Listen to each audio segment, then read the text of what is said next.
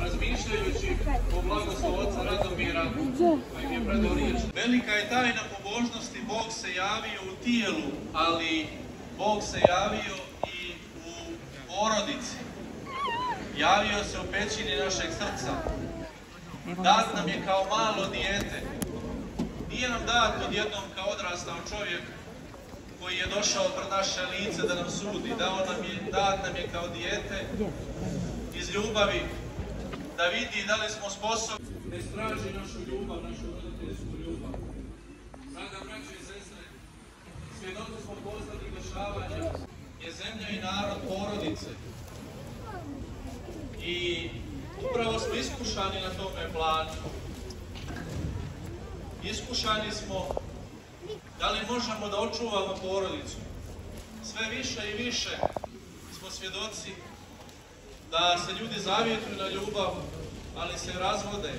Mnoge porodice propadaju. I zbog toga se dešavaju razne tragedije u našoj zemlji, među našim narodom i svoga. Da li možemo tako neodgovorno da kažemo da nismo čuvari? I da li možemo doći kroz naše pokajanje? Ste Bogom blagosloveni.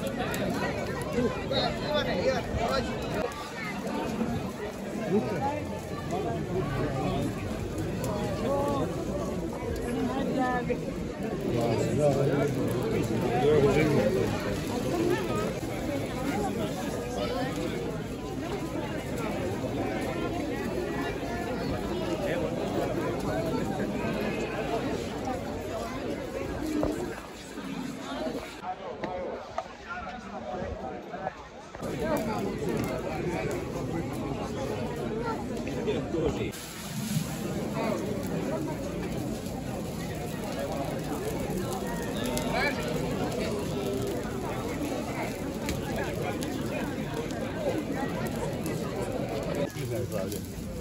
Srećo i blaži dan.